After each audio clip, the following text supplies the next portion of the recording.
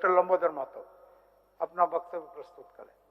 जिस तरह सूर्य प्रकाश देता है, संवेदना करुणा को जन्म देती है, पुष्प सदैव महकता रहता है, उसी तरह यह नूतन वर्ष 2024 आपके लिए, आप सबों के लिए महोदय, ये सरकार हर क्षेत्र में फेल है महोदय। 11 नवंबर 2022 को महोदय हम लोगों ने झारखंड राज्य के 3.5 करोड़ की जनता के हितों के लिए 1932 खतियान आधारित स्थानीय नीति का बिल पारित किया, विधेयक पारित हुआ महोदय। 1 वर्ष से ज्यादा समय हो गया महोदय। देश का पहला ऐसा राज्य बिहार को बनाया जहां जाति की आबादी के अनुरूप 75% आरक्षण देने का काम किया महोदय। और इसको देखिए, सदन के बाहर, विधानसभा के बाहर लाखों की संख्या में शिक्षित बेरोजगार उतरकर सड़क पर आंदोलन करे कि 4 साल के अंदर एसएससी से तृतीय वर्ग में मात्र 7,587 पदों पर ही नियुक्ति हुई और 38,636 पदों के लिए नियुक्ति प्रक्रिया चल रही महोदय। 5 साल में झारखंड में दर्ज हुए दुष्कर्म के 14,162 मामले और दुष्कर्म के 8,000 केस की समय पर जांच पूरी करने में पुलिस पूरी तरह से विफल रही महोदय। मुख्यमंत्री जी की जो लिखी हुई ट्विटर हैंडल में जो संदेश है उसको पढ़ना चाहूंगा महोदय। ढेर सारी बधाई एवं हार्दिक शुभकामनाएं मेरे प्रिय साथी भूपेंद्र कुमार। बहुत जल्दी से आगे बढ़ो मेरे शेर, तेरा रंगत ही मेहनत का रंग लाने वाला है दोस्त। ये मुख्यमंत्री जी का संबोधन है, मुख्यमंत्री जी का मैसेज है महोदय। ये होता क्या है महोदय कि वहां बांट के चले आते हैं बोकारो में और बांटने के तुरंत बाद महोदय उसकी चाबी छीन ली जाती है, उसको ऋण अभी तक नहीं मिलता है, उसकी गाड़ी अभी तक नहीं मिलती है किसी के इशारे पर महोदय। कुछ लोग सत्ता में इस तरह से नशे में महोदय चूर हो गए। कुछ लोगों को ये महोदय पता ही नहीं है कि मंत्री और मंत्री का दर्जा में क्या अंतर है महोदय। कुछ लोग मंत्री का दर्जा है लेकिन वो अपने आप को मंत्री, अपने पद में भी मंत्री ही लिखते हैं और ब्रैकेट में लिख देते हैं दर्जा प्राप्त मंत्री। और गोमिया में सरकार ने एक डिग्री कॉलेज, राजकीय डिग्री कॉलेज की स्थापना की और निश्चित रूप से सरकार इस बार से इस शैक्षणिक सत्र से गोमिया डिग्री कॉलेज का सत्र प्रारंभ हुआ है महोदय। इस वित्तीय वर्ष में 520 छात्र छात्राओं का नामांकन हुआ। मैं सरकार और सभी जिनको नामांकित छात्र छात्रा महोदय ये बताते हुए मुझे कष्ट हो रहा कि 520 तेनुघाट डैम पूरे एशिया महादेश का सबसे बड़ा अर्धन डैम है महोदय और पर्यटन की असीम संभावनाएं। मेरा अनुरोध होगा कि पतरातू डैम की भांति तेनुघाट डैम को भी पर्यटन स्थल के रूप में विकसित करने का काम करे। इस डॉक्टर लंबोदर महतो अपना वक्तव्य प्रस्तुत करें। को तैयारी कर देगा। माननीय अध्यक्ष महोदय, मैं सर्वप्रथम सदन और आप सभी को और पूरे राज्यवासियों को आगामी क्रिसमस और नव वर्ष 2024 की अग्रिम हार्दिक बधाई देता हूं, अग्रिम हार्दिक शुभकामनाएं प्रकट करता हूं। संस्कृत के एक श्लोक के माध्यम से अपनी बधाई अभिव्यक्त करता हूं कि सूर्य संवेदना पुष्पे दीप्ति कारुण्य गंधने लब्ध्वा शुभम नववर्षीय अस्मिन कुर्यात सर्वस्य मंगलम। अर्थात जिस तरह सूर्य प्रकाश देता है, संवेदना करुणा को जन्म देती है, पुष्प सदैव महकता रहता है, उसी तरह यह नूतन वर्ष 2024 आपके लिए, आप सबों के लिए, पूरे राज्यवासियों के लिए हर दिन हर पल मंगलमय हो। महोदय, सरकार को यह अधिकार है, सरकार के अधिकार क्षेत्र में है कि वो अनुपूरक बजट लाए, लेकिन अनुपूरक बजट लाने के पहले सरकार को महोदय ये स्पष्ट करना चाहिए कि सरकार किस परिस्थिति में अनुपूरक बजट ला रही है, यह स्पष्ट करना चाहिए। साधारणतया 3 परिस्थितियों में अनुपूरक बजट आता है। एक, अगर मूल बजट में जो प्रावधानित राशि है अगर वो पूरी तरह से खत्म हो गया हो, नई कोई योजना या परियोजना लागू करना है तो ऐसी स्थिति में ला सकती है, या वर्तमान योजना या परियोजना के लिए जो प्रावधानित राशि है अगर वो अपर्याप्त है तो ऐसी स्थिति में सरकार अनुपूरक बजट ला सकती है। महोदय, ये जो द्वितीय अनुपूरक बजट सरकार ला रही है, किस परिस्थिति में ला रही है सरकार को स्पष्ट करना चाहिए महोदय। निश्चित रूप से इन तीनों परिस्थितियों में कोई भी परिस्थिति सरकार पर लागू नहीं हो रहा है, कोई ऐसी परिस्थिति सरकार के सामने नहीं है कि अनुपूरक द्वितीय अनुपूरक बजट लाने का कोई औचित्य सरकार के सामने है। महोदय, हम बात करें मूल बजट की या जो प्रथम अनुपूरक बजट है उसमें जो प्रावधानित राशि है महोदय, जो बजट आउटले इस वित्तीय वर्ष का महोदय मात्र 3 महीना बचे हुए और 3 महीना बचने के बाद पूरे आउटले का मात्र 51.06% ही खर्च कर पाई है। अभी मूल बजट और प्रथम अनुपूरक बजट में जो प्रावधानित राशि है उसका महोदय अभी आधी राशि खर्च नहीं कर पाई है। फिर ये अनुपूरक पर अनुपूरक लाने का क्या मतलब है महोदय? ज्यादा बेहतर होता सरकार के लिए कि जो मूल बजट में प्रावधानित राशि है या जो प्रथम अनुपूरक बजट में जो प्रावधानित राशि है उसको खर्च करने पर महोदय ध्यान देती सरकार। महोदय, सरकार को ध्यान देना चाहिए कि लंबी चौड़ी बड़े बड़े बजट और बजट में राशि का प्रावधान कर रही है। मोदी, ये पैसे कहां से आएंगे? राजस्व प्राप्ति की स्थिति क्या है? सरकार को इस पर गौर करना चाहिए महोदय कि मात्र 3 महीना वित्तीय वर्ष के बचे हुए और सरकार अपने राजस्व प्राप्ति को उठा के देख ले कि सरकार के राजस्व प्राप्ति की स्थिति क्या है। महोदय, सरकार के राजस्व प्राप्ति की स्थिति बहुत ही निराशाजनक है महोदय। तो निश्चित रूप से ज्यादा बेहतर होता महोदय कि सरकार मूल बजट और प्रथम अनुपूरक बजट में प्रावधानित राशि को खर्च करने पर ध्यान दे। महोदय, मैं निश्चित रूप से इन्हीं सब कारणों के कारण मैंने कटौती प्रस्ताव लाया महोदय। महोदय, सरकार के 4 साल पूरे हो गए। 29 दिसंबर को सरकार 4 साल के अवसर पर अपना 34वीं वर्षगांठ मनाएगी महोदय। महोदय, ये सरकार हर क्षेत्र में फेल है महोदय। मैं बताना चाहूंगा महोदय, सरकार को तो स्पष्ट करना चाहिए महोदय, यही सदन है महोदय और इसी सदन में 11 नवंबर 2022 को महोदय हम लोगों ने झारखंड राज्य के 3.5 करोड़ की जनता के हितों के लिए 1932 खतियान आधारित स्थानीय नीति का बिल पारित किया, विधेयक पारित हुआ महोदय। 1 वर्ष से ज्यादा समय हो गया महोदय। कहाँ है महोदय ये 1932 खतियान आधारित स्थानीय नीति महोदय? कहाँ है महोदय उसके आधार पर नियोजन नीति? ये तो सरकार को स्पष्ट करना चाहिए महोदय। इसी सदन में 11 नवंबर 2022 को महोदय झारखंड राज्य की पिछड़ी जातियों को 27% आरक्षण देने के लिए, एससी और एसटी को 2-2% आरक्षण वृद्धि करने के लिए इसी सदन से महोदय हम लोगों ने विधेयक पारित किया था। 1 वर्ष से ज्यादा समय महोदय पार हो गए, कहाँ रह गए महोदय? ये सरकार सदन के अंदर कुछ बोलती है महोदय, सदन के बाहर कुछ बोलती है। सदन के अंदर अभी कई कार्यक्रमों में मुख्यमंत्री जी जगह जगह जाके बोल रहे हैं कि हम 1932 खतियान लागू करेंगे। महोदय, लागू हो, कहाँ है 1 साल पहले का वो विधेयक? काहे अभी तक कानून नहीं बन पाया? ओबीसी आरक्षण को 27% देने का आरक्षण देने का वो विधेयक कहाँ है महोदय?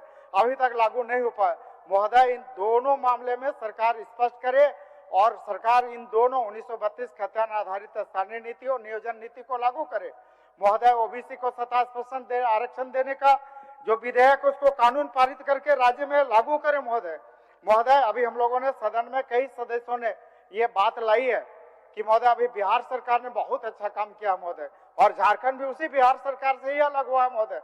बिहार सरकार ने अपने खर्च पर जातीय जनगणना कराने का आदर्श प्रस्तुत किया महोदय और उन्होंने सिर्फ जातीय जनगणना ही नहीं कराया महोदय, उन्होंने पूरे देश का पहला ऐसा राज्य बिहार को बनाया जहां जाति की आबादी के अनुरूप 75% आरक्षण देने का काम किया महोदय। और इसको कोई चुनौती नहीं दे, जो विधेयक पारित हुआ, जो कानून बना, कोई न्यायालय इसको महोदय चैलेंज नहीं कर सका, किसी न्यायालय में चुनौती नहीं दी जा सकी। और बिहार में आज महोदय ये जातीय जनगणना के आधार पर वहां के अनुसूचित जाति, जनजाति और पिछड़ी जाति के लोगों को आबादी के अनुसार महोदय 75% आरक्षण मिल रहा है। तो जब बिहार में हो सकता है तो झारखंड में क्यों नहीं हो सकता महोदय? झारखंड में इसलिए नहीं हो रहा है महोदय क्योंकि झारखंड सरकार की नीति और नियत में खोट है, चाहे 1932 खतियान आधारित स्थानीय नीति को लेके हो, चाहे ओबीसी आरक्षण को लेके हो। मेरा सुझाव, आग्रह है महोदय सदन से, सरकार से महोदय से अनुरोध है कि बिहार के तर्ज पर झारखंड में भी जातीय जनगणना हो और जातीय जनगणना का जो प्रतिफल आएगा, जो फलाफल होगा, उसके आलोक में यहाँ भी अनुसूचित जातियों, जनजातियों को आरक्षण देने का काम करे महोदय। ये भी है मेरा अनुरोध है महोदय। इसके साथ ही महोदय मैं बताना चाहूंगा कि झारखंड राज्य, झारखंड आंदोलनकारियों के परिणाम, उनके संघर्ष, उनके त्याग और उनके कितनों लोगों के जान चले गए महोदय।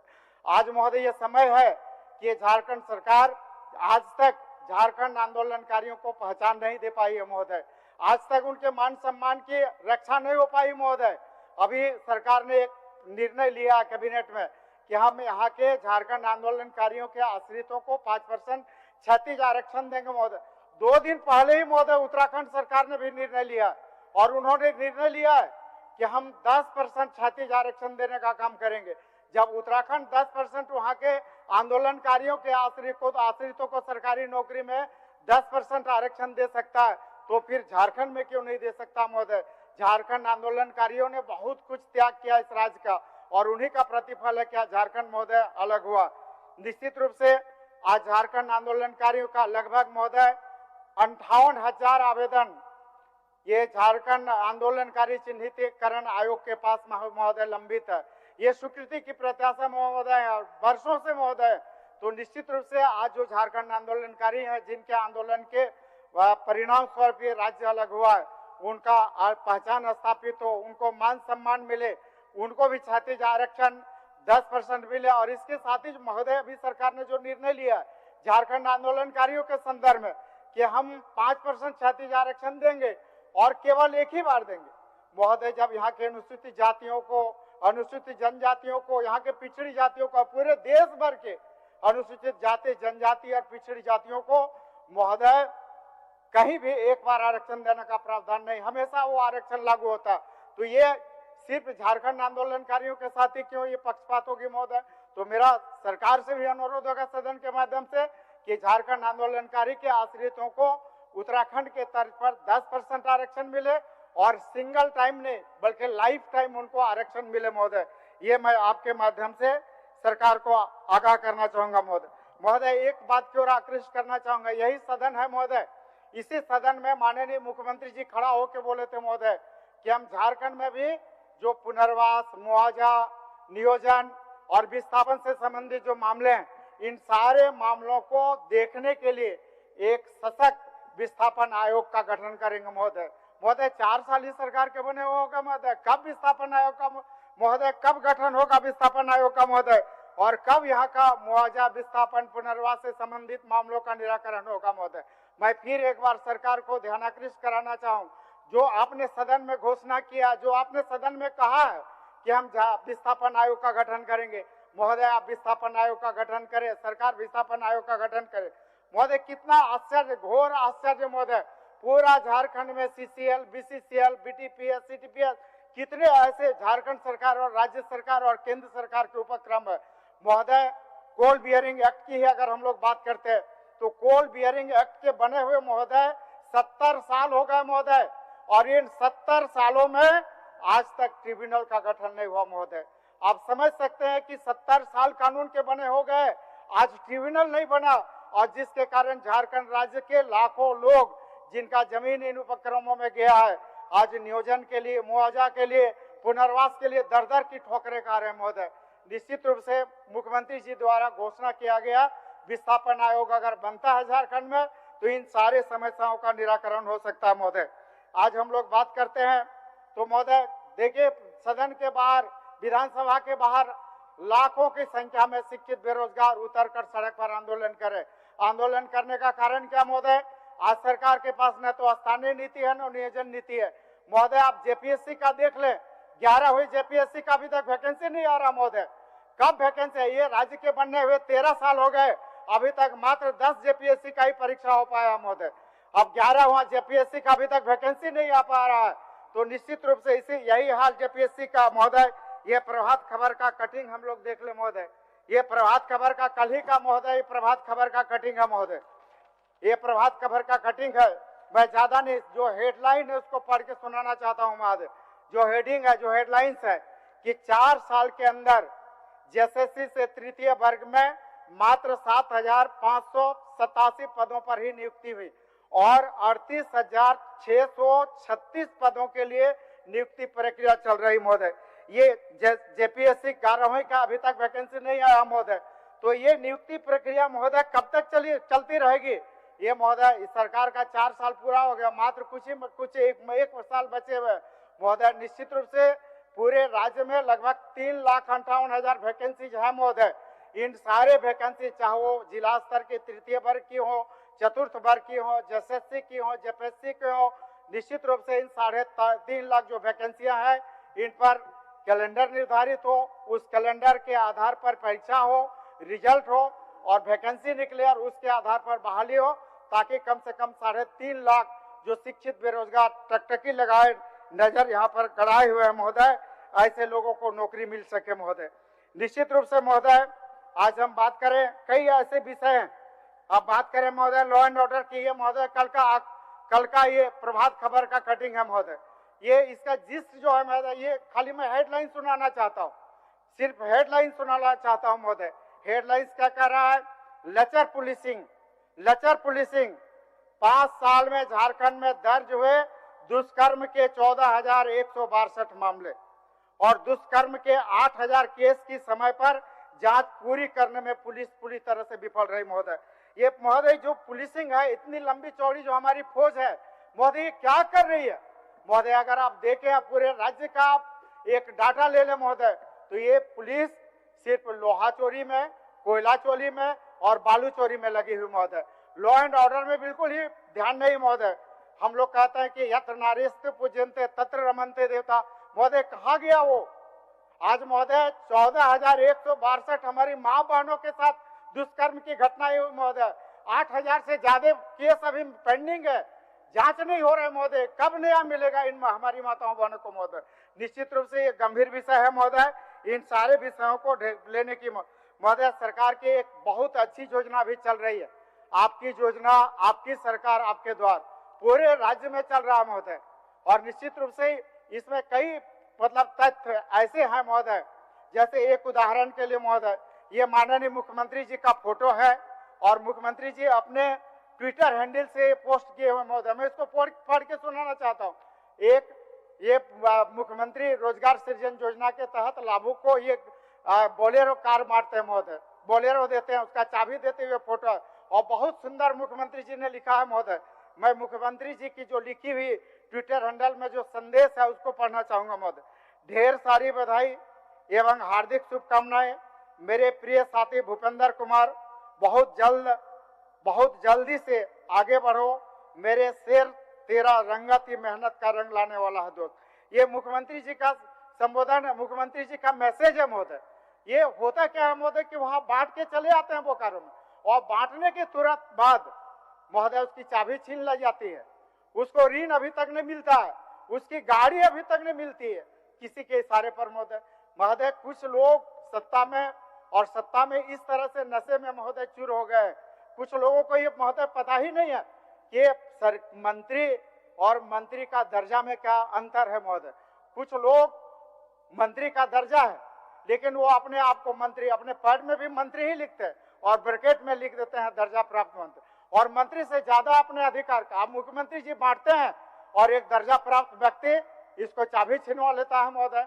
तो इस तरह मुख्यमंत्री जी का ये अपमान है महोदय। मुख्यमंत्री जी जिसको चाबी देते हैं उसकी चाबी छीन ली जाती है। निश्चित रूप से सरकार ऐसे मामलों में संज्ञान ले महोदय। एक बात और ध्यान आकृष्ट करना चाहूंगा, पूरे राज्य में जो ये कार्यक्रम चल रहा है, आपकी योजना, आपकी सरकार, आपके द्वार, निश्चित रूप से कार्यक्रम अच्छे। इस कार्यक्रम में बहुतायत संख्या में आवेदन आ रहे हैं और सबसे ज्यादा अबुआ आवास में आ रहा है महोदय। और हमको जहां तक जानकारी है कि अभी पूरे राज्य में हम अपना विधानसभा क्षेत्र और अपने राज्य के साथ साथ पूरे राज्य में महोदय 1 लाख से ज्यादा आवेदन अबुआ आवास के प्राप्त हुए। निश्चित रूप से ऐसे लोग जिनको घर नहीं है, जिन्होंने अबुआ आवास में आवेदन दिया है महोदय, ज्यादा बेहतर है कि जो अनुपूरक बजट है उस अनुपूरक बजट में जो 1 लाख अबुआ आवास के आवेदन आए हैं उनको स्वीकृति के लिए बजट का प्रावधान किया जाता महोदय। और मैं सरकार से विनम्र अनुरोध करूंगा कि अबुआ आवास के जितने भी आवेदन आपकी योजना, आपकी सरकार, आपके द्वार कार्यक्रम में आए हैं उसको सरकार स्वीकृत करने का काम करे महोदय। ये मैं सरकार से अनुरोध करूंगा महोदय। एक चीज मैं अपने विधानसभा क्षेत्र के कुछ विषयों की ओर ध्यान आकृष्ट कराना चाहूंगा बाबू महोदय। एकदम महोदय, मैं अपने पर्याप्त समय आपको मिला, अपने समय पर ही और अप्रत्याशित समय। अब बिल्कुल महोदय, मैं अपने समय के अनुकूल ही बात रख रहा हूँ महोदय। 2-3 बात और रखना चाहूंगा महोदय, इसके बाद मैं अपनी बात खत्म करना चाहूंगा महोदय। गोमिया में सरकार ने एक डिग्री कॉलेज, राजकीय डिग्री कॉलेज की स्थापना की और निश्चित रूप से सरकार इस बार से इस शैक्षणिक सत्र से गोमिया डिग्री कॉलेज का सत्र प्रारंभ हुआ है महोदय। इस वित्तीय वर्ष में 520 छात्र छात्राओं का नामांकन हुआ। मैं सरकार और सभी जिनको नवनामांकित छात्र छात्रा महोदय ये बताते हुए मुझे कष्ट हो रहा कि 520 छात्र छात्राओं का नामांकन हो गया, लेकिन एक भी टीचर, एक भी प्रोफेसर नहीं है महोदय। तो इन 520 छात्र छात्राओं के भविष्य का क्या होगा महोदय? मेरा अनुरोध होगा कि सरकार की नियुक्ति या प्रतिनियुक्ति गोमिया डिग्री कॉलेज में हो, ताकि 520 छात्र छात्राओं के पढ़ाई लिखाई की व्यवस्था हो सके महोदय। महोदय, तेनुघाट डैम पूरे एशिया महादेश का, मात्र 2 बातों के साथ बंद करूंगा महोदय, तेनुघाट डैम पूरे एशिया महादेश का सबसे बड़ा अर्धन डैम है महोदय, और पर्यटन की असीम संभावनाएं। मेरा अनुरोध होगा कि पतरातू डैम की भांति तेनुघाट डैम को भी पर्यटन स्थल के रूप में विकसित करने का काम करे। इसके साथ ही महोदय, मेरे 2 महत्वपूर्ण जो नक्सल प्रभावित क्षेत्र है, गझंडी से लेकर हुरलुंग भाया चतुरचट्टी, 85 करोड़ का डीपीआर आरसीडी विभाग से बना हुआ है, उसका तकनीकी स्वीकृति भी हो गया है। इसी प्रकार ललपनिया से रजरप्पा 84 करोड़ का डीपीआर बन के टेक्निकल सैंक्शन हो गया है महोदय। दोनों नक्सल प्रभावित क्षेत्र है और नक्सल प्रभावित क्षेत्रों को भी विकास का हक और अधिकार है, तो निश्चित रूप से इन दोनों पथों की स्वीकृति सरकार दे। इसके साथ ही महोदय एक बात और मैं ध्यान आकृष्ट कराना चाहूंगा महोदय, एक बात के साथ और एक शायरी के साथ मैं अपनी बात बंद करूंगा महोदय। आज पूरे गोमिया विधानसभा क्षेत्र में अगर हम लोग बात करें तो पूरा बेरमो अनुमंडल के लोग बेरमो अनुमंडल को जिला में बनाने को लेकर पूरा आंदोलन है। 6 दिसंबर से लगातार धरने पर बैठे हुए हैं। सरकार संज्ञान में ले और बेरमो अनुमंडल को जिला बनाने का काम करे महोदय। इन्हीं शब्दों के साथ मात्र 2 महोदय, एक में महाभारत के वन पर्व में जो राजा रंतिदेव जो हमेशा कहा करते थे, मैं उन पंक्तियों को महाभारत के वन पर्व की उन पंक्तियों को दोहराना चाहूंगा सरकार के लिए भी और हम सभी लोगों के लिए। निश्चित रूप से महाभारत के वन पर्व की वो पंक्तियों को मैं उद्धृत करना चाहूंगा कि न हम कामय राज्यम न स्वर्गम न पुनर्भवम कामय दुख तप्तानाम प्राणिनाम आर्तनासनम। निश्चित रूप से महोदय, न हमें राज्य चाहिए, न हमें स्वर्ग चाहिए, न हमें पुनर्जन्म चाहिए। सिर्फ मैं दुख से पीड़ित जो व्यक्ति हैं, जिनके आंखों में आंसू है, ऐसे अश्रुपीड़ित व्यक्ति के कष्टों को दूर करना चाहता हूँ। मेरी सिर्फ इतनी ही कामना है कि सर्वे भवन्तु सुखिनः, सर्वे सन्तु निरामया, सर्वे भद्राणि पश्यन्तु मा कश्चित् दुःख भाग् भवेत्। आप सभी सुखी हो, आप सभी निरोग हो, आप सबका कल्याण हो और किसी को किसी प्रकार का